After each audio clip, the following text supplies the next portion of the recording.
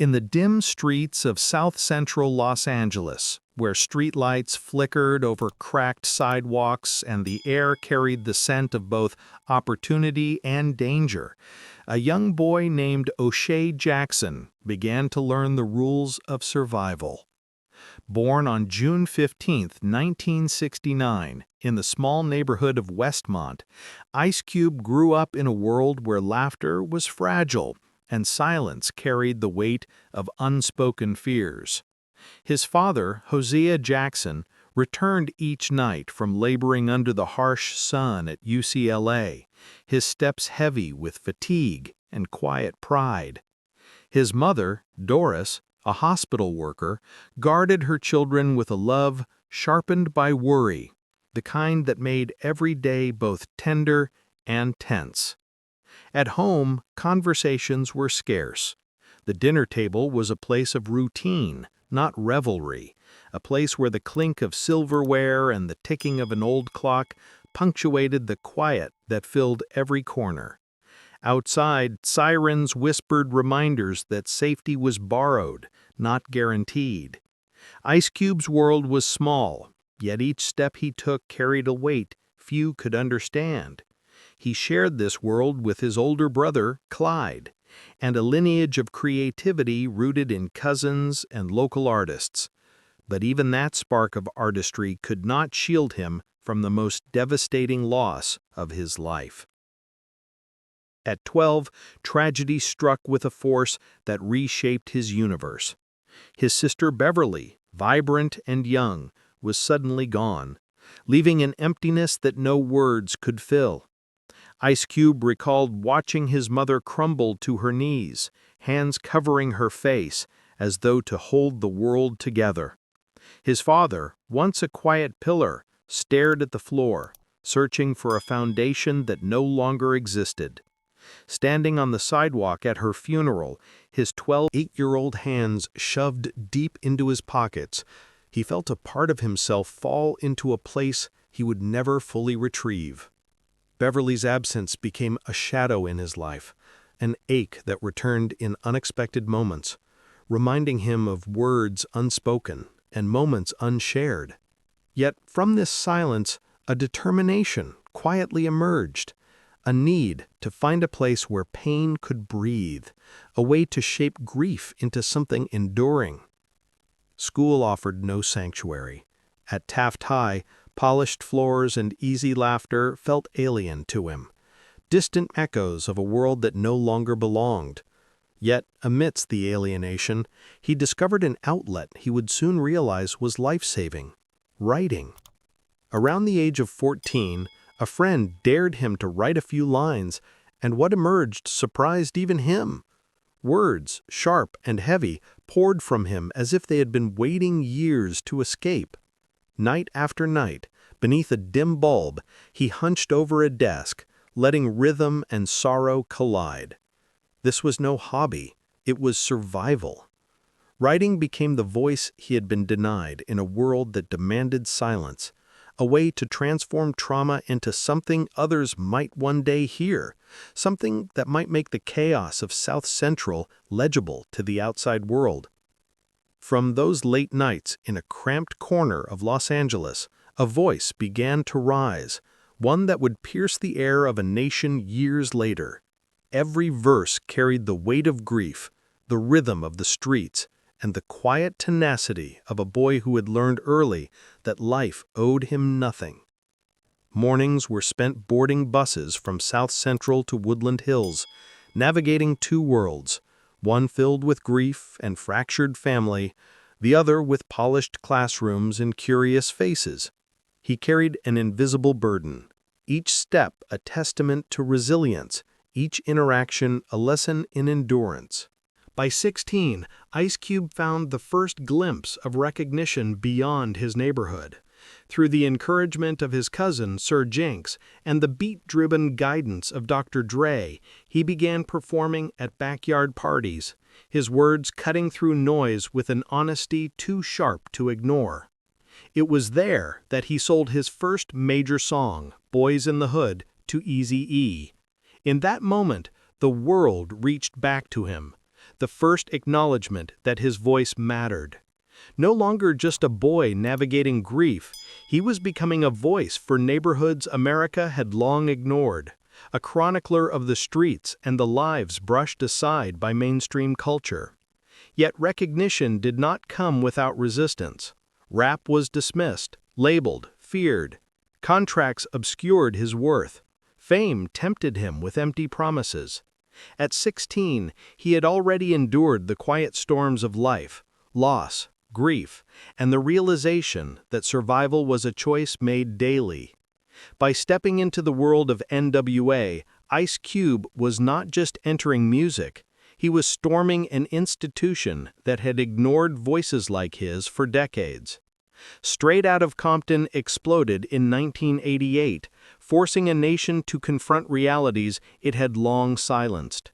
His words were not merely entertainment, they were confrontation, unfiltered and unapologetic. Behind the scenes, the cost of honesty became clear. N.W.A. contracts offered fame without justice, and Ice Cube faced a choice that would define him: conformity or integrity.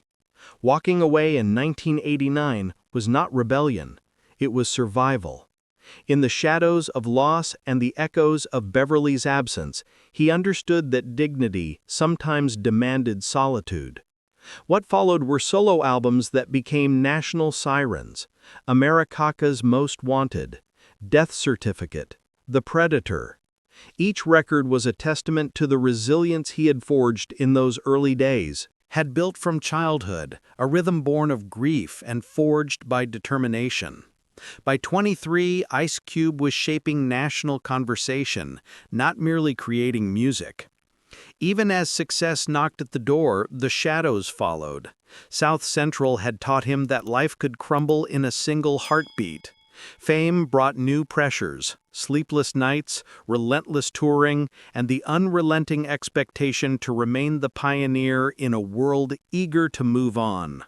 Yet through it all, Ice Cube learned the first lesson that would carry him into every storm ahead: nothing can break a man who has already endured the unendurable. By the early 1990s, Ice Cube had become a name that carried weight, not just in South Central Los Angeles, but across a nation struggling to hear the truths he spoke. The boy who once walked the streets under flickering streetlights had transformed into a man whose words ignited conversations, challenged power, and refused to be ignored. Yet every step forward came with a cost, a price measured not in dollars, but in the fragile moments of a life lived at full volume. After leaving N.W.A. in 1989, the path ahead was uncertain, lonely, and steeped in risk. Ice Cube had traded the comfort of a collective for the raw weight of solo responsibility. His first solo record, America's Most Wanted, was a defiant statement, a voice unbound, lyrical lines that cut deep into social injustice, systemic neglect, and the hidden violence of the streets. Critics were startled, fans were electrified, but the industry, unfamiliar with someone who refused to sanitize the truth, hesitated to embrace him fully.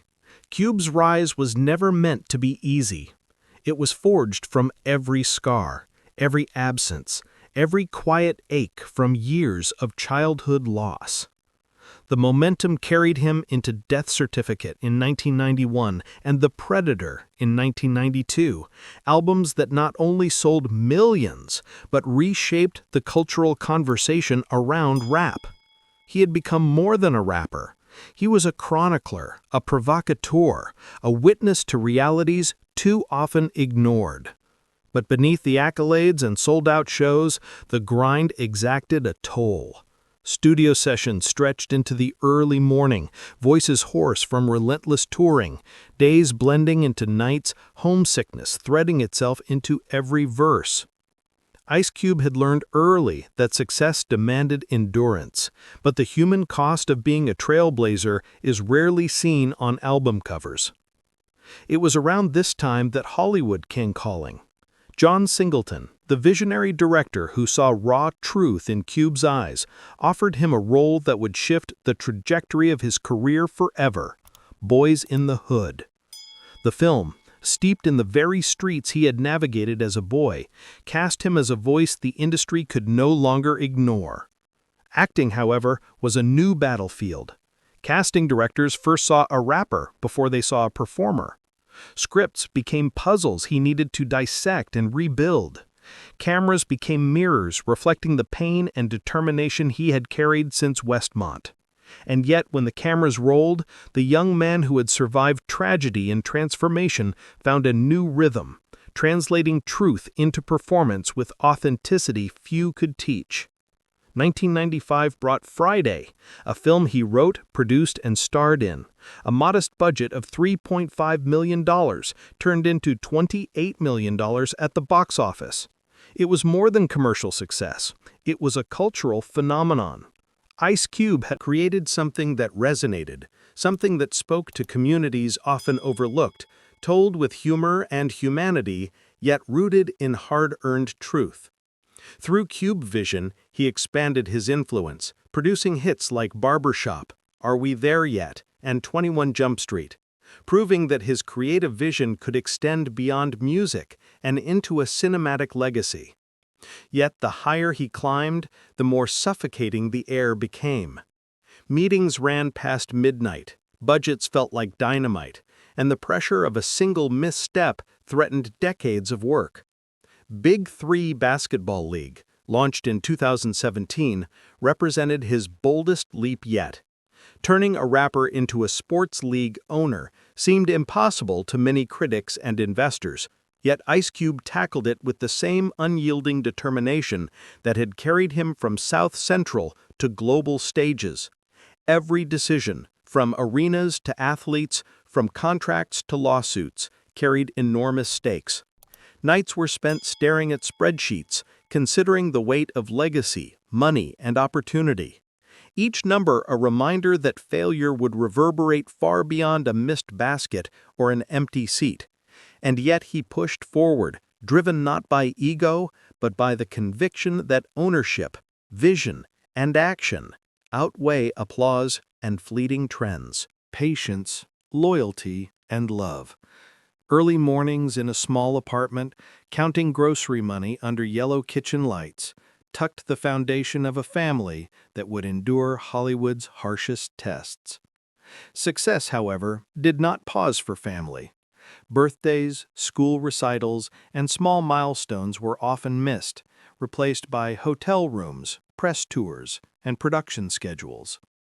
One night, the strain crystallized during the birthday dinner for their son. Candles burned low, gifts wrapped, and yet Cube did not arrive. Kimberly, steadfast, remained at the table, masking disappointment with quiet grace, while their son whispered the haunting question, "Is Dad coming?" Ice Cube walked through the door hours later, acutely aware of the fissure that distance and fame had carved in the lives he loved most. It was a fracture only time, humility, and presence could heal. Slowly, deliberately, he changed. Sitting quietly at night, observing his family sleep, holding his children a beat longer, and letting patience guide his attention, he began to rebuild what the spotlight had neglected. The transformation was subtle but profound. Kimberly noticed the way he relearned the outline of their home, the care with which he engaged their children, the shift from presence as obligation to presence as devotion. Their 5 children, O'Shea Jr., Daryl, Karima, Deja, and Cherie, unwittingly stitched their parents back together with everyday laughter, questions, and shared routines. When O'Shea Jr. portrayed his father in Straight Outta Compton, it was a quiet moment of reflection for Ice Cube. Watching his life replayed on screen, seeing trauma, triumph, and resilience through his son's eyes, a part of him healed. Fame did not define him in that darkened theater. Fatherhood did. Through all this, Ice Cube endured losses that would have broken lesser men. The death of Eazy-E in 1995, a partner, friend, and the first to believe in his potential, was a wound beyond public acknowledgement.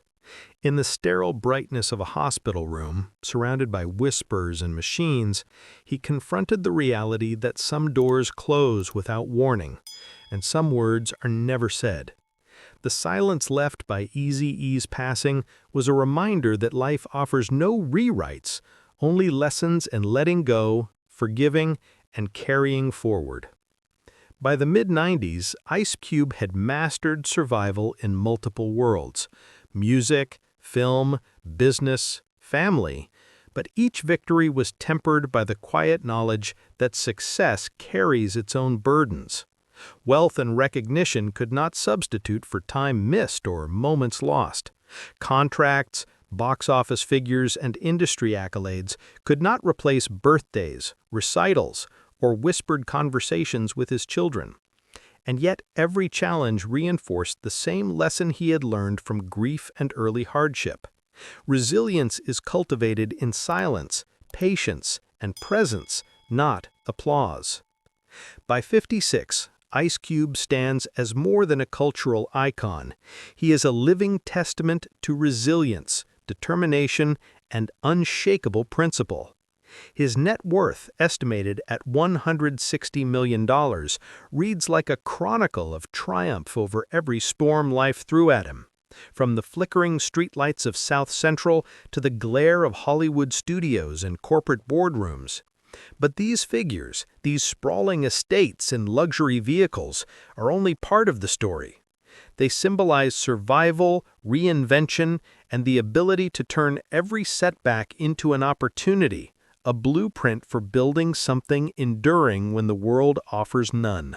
His Marina del Rey mansion, perched along the shimmering Grand Canal, spans multiple levels of floor-to-ceiling glass. Floating staircases lead to a rooftop deck where fire pits flicker as ocean breezes carry the scent of salt and freedom. Inside, marble kitchens, heated floors, and panoramic views create a space both luxurious and lived in, a sanctuary carved out through decades of relentless work. Similarly, his Encino estate, nearly 8,000 square feet with 7 bedrooms, a full gym, a recording room, a private basketball court, and manicured lawns, reflects a life built with precision, intention, and purpose. The home is not merely opulent, it is a fortress of privacy, a space where creativity, family, and quiet reflection coexist. Even his car collection, approaching $700,000 in value, tells a story of evolution, from a pristine '64 Chevy Impala lowrider to a bespoke Rolls-Royce Ghost, a Porsche Panamera, and a Cadillac Escalade. Each vehicle is a milestone, a reminder of how far he has traveled from the notebooks and rhymes of his youth. Yet wealth, property, and fame were never the ultimate pursuit for Ice Cube. His empire is founded on vision and ownership. Music gave him his start, film expanded his reach, production strengthened his influence, and entrepreneurship fortified his future. When he co-founded the Big Three Basketball League in 2017, many doubted a rapper could lead a professional sports organization.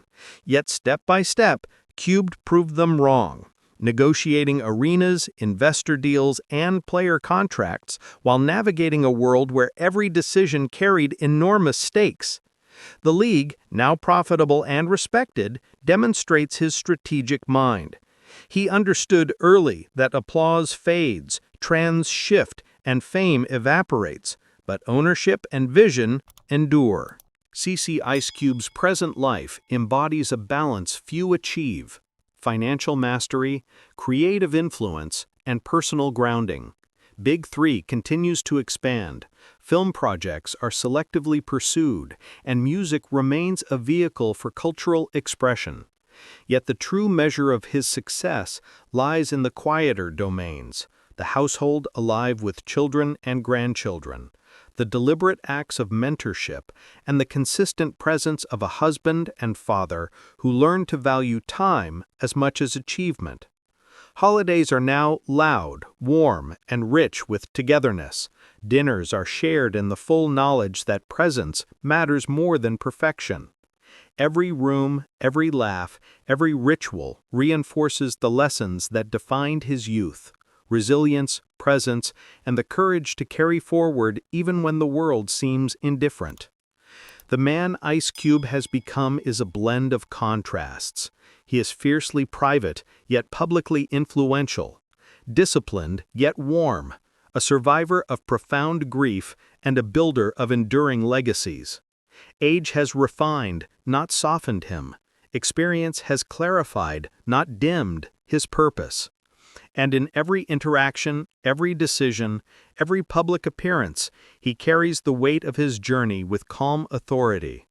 The spotlight may move on, the industry may shift, but Ice Cube remains steady, anchored in a lifetime of triumphs forged from pain, principle, and relentless creativity. As we look back on his life, the arc from a 12-year-old boy mourning his sister to a 56-year-old cultural architect is staggering. Ice Cube has witnessed tragedy, fought injustice, navigated fame, and built wealth, not for ego, but for survival, opportunity, and legacy. His journey reminds us that true success is never measured in applause alone. It is measured in headlines and Instagram posts, is a reminder that real legacy is measured in endurance, love, and the doors you open for others. It is a lesson in survival, in integrity, and in the power of staying the course when storms whisper instead of roar. And so, as this chapter of Ice Cube's extraordinary life draws to a close, we are left not with a finality, but with a sense of enduring inspiration. Every challenge he has faced, every victory he has earned, every loss he has endured, contributes to the man who stands before us today, steady, grounded, and quietly monumental. Ice Cube's life teaches us that greatness is not simply in what you achieve, but in how you survive, persevere, and build spaces where others can follow. If his story has moved you, even in the smallest way, take a moment to reflect. How do we measure our own legacies? What doors are we building while the world rushes past? Share your thoughts in the comments below. Like this video to honor a life forged in resilience, and follow along for more stories of those who transform hardship into triumph. From the shadows of South Central to the pinnacles of cultural influence, Ice Cube's journey reminds us that storms do not define us, they refine us. And for those willing to endure, to build, and to love deeply, the legacy left behind is nothing short of timeless.